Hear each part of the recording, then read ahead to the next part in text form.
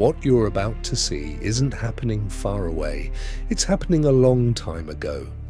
The light from these objects has been traveling for millions, sometimes billions of years just to reach you. And at the center of it all are regions where that light never escapes. Black holes don't just hide in space, they hide in time.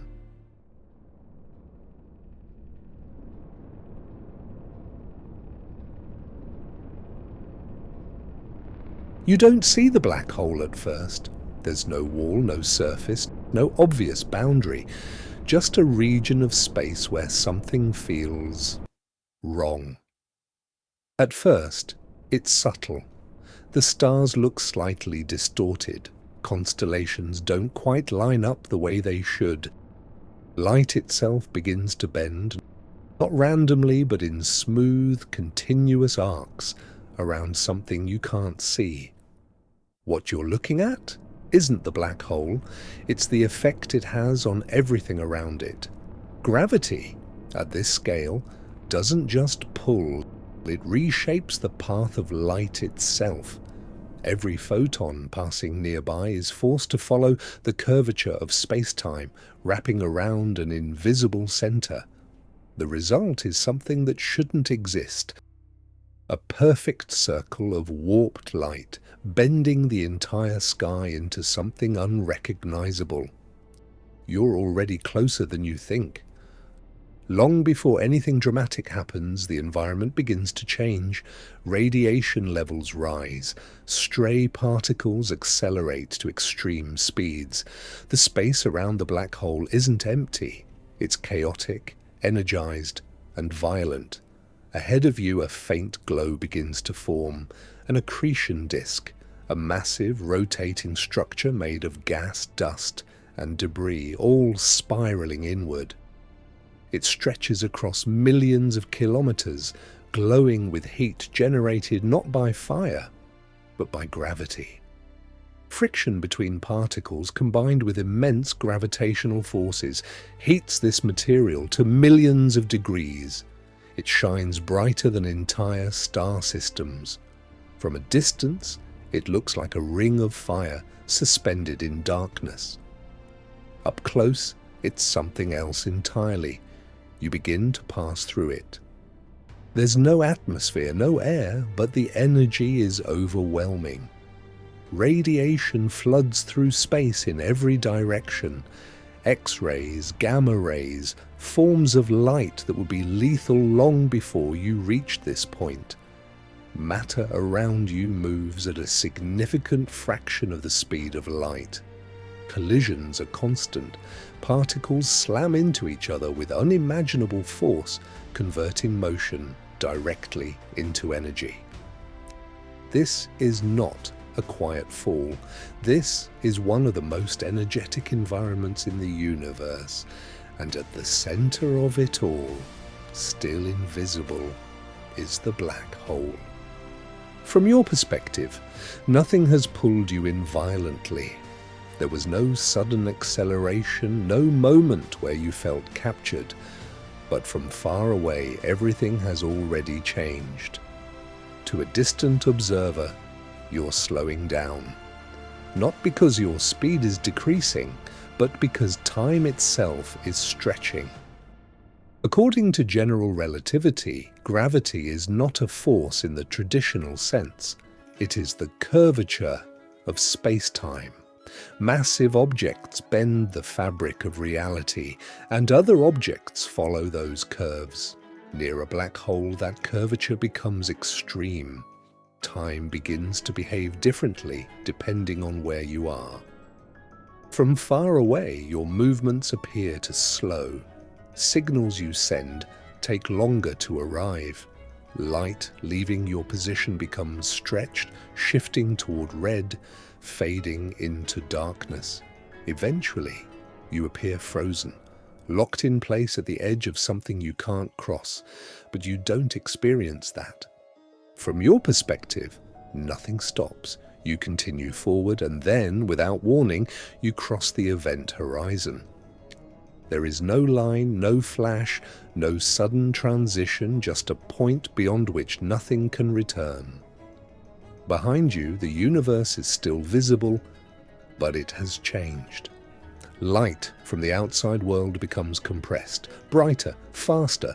Time outside appears to accelerate.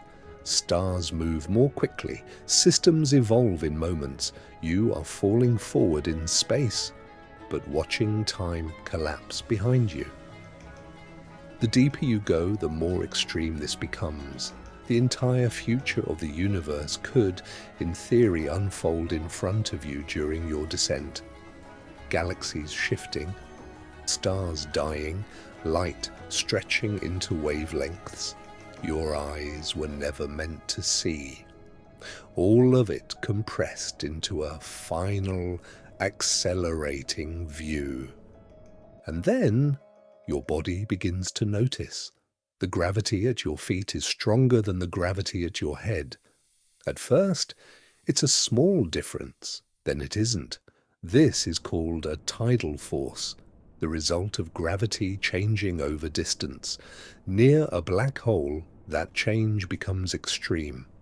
Your body begins to stretch, not because something is pulling you apart violently, but because space-time itself is no longer uniform across your length. Every part of you is following a slightly different path through curved space-time. The result is unavoidable. You are pulled longer, thinner. This process is known as spaghettification. If the black hole is small, it happens quickly. If it's supermassive, millions or billions of times the mass of the Sun, you might not feel anything at the event horizon at all. But eventually, the difference in gravitational pull becomes too great, and structure, any structure, fails. Meanwhile, something else remains unresolved. What happens next?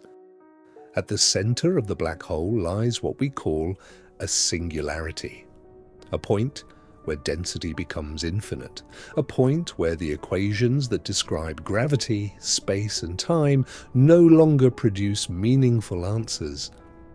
Our current understanding breaks down completely. Some theories suggest that all matter collapses into a single, infinitely dense point. Others suggest that information is not destroyed, but encoded in ways we don't yet understand. There is an ongoing debate, known as the information paradox, about whether information that falls into a black hole is lost forever. According to quantum theory, information cannot be destroyed. But according to classical interpretations of black holes, anything crossing the event horizon is gone permanently. These two ideas cannot both be true. Resolving this contradiction is one of the biggest challenges in modern physics. Physicist Stephen Hawking proposed that black holes are not completely black. Through quantum effects near the event horizon, they emit what is now known as Hawking radiation. Over incredibly long timescales, this radiation causes black holes to lose mass. Eventually, they could evaporate entirely. If that's true, then the question becomes even more complicated. If a black hole disappears, what happens to everything that fell into it? We don't yet have a complete answer. Black holes are not just objects, they are boundaries, not just in space but in knowledge. They represent the limit of what we can observe, measure, and currently explain. And yet, we know they are real. We've watched stars orbit something invisible at the center of our galaxy. We've detected ripples in space-time from black hole collisions through LIGO. We've even captured images of their shadows, dark regions surrounded by glowing rings of distorted light. They are not theoretical, they are active. Right now, across the universe, black holes are forming, colliding, and shaping galaxies. At the centers of most galaxies, including our own, supermassive black holes influence the motion of billions of stars. Without them, the structure of the universe would be completely different, and somewhere, right now, something is crossing an event horizon for the last time.